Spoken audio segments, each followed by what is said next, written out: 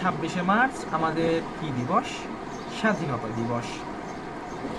25শে মার্চের পর 26শে মার্চ 12টা 3 মিনিটে অর্থাৎ প্রথম প্রহরে ঘোষণা করেন শেখ মুজিবুর রহমান, আজ হতে বাংলাদেশ স্বাধীন। আমাদের বাংলাদেশ স্বাধীন হয়েছে এবং তার পতাকা। আমি যেহেতু বিভিন্ন কবিতা তৈরি করি, আমি তরুণ লেখক হিসেবে আর কি বলতে পারি, একটি বইও লিখেছি, সেটা বাদ দেই, সেটার কথা হচ্ছে কবিতা। মানুষ 26শে মার্চ নিয়ে যে কবিতাগুলো বলে থাকে সেটা 26শে মার্চের অন্তর্ভুক্ত হবে। এবং আমি যে কবিতাটা তৈরি করেছি একটু ভিন্নভাবে তৈরি করার চেষ্টা করেছি। কবিতাটা যেমন নাম দিয়েছি কবিতাটা 52 থেকে 71, অর্থাৎ এখানে 52 থেকে 71 বলতে 52 থেকে 71 সালের ভিতরে গুরুত্বপূর্ণ ঘটনাবলী এবং সালের উল্লেখ করে কবিতাটি তৈরি করেছি। এখন কবিতাটি আমি আবৃত্তি করে শোনাই, দেখুন কেমন লাগে জানি না।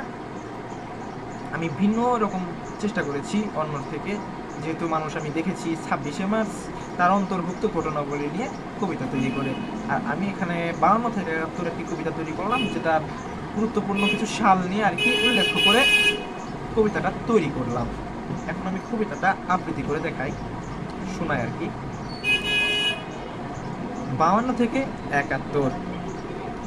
52 রণক্ষেত্রে বাঙালি হয়েছে হন্য, 21-তে শহীদ হলো বাঙালি হলো ধন্য, 54 যুক্তফ্রন্ট করেছে মনকে শক্ত, 21 দফার ইস্তেহার রাষ্ট্রভাষা বাংলা চাই তাহার অন্তর্ভুক্ত, 66-র 6 দফা পাকিস্তানের লাগলো কুফা, 6 দফাতে ছিল প্রাণ শেখ মুজিবের সম্মান, 69-এর গণ অভ্যুত্থানে পাকিস্তানের ভয় যে প্রাণে, 70-তে নির্বাচন জয়ী শেখ মুজিবের জনগণ, 71-এর সুস্থ দিন, 26-তে হয় স্বাধীন,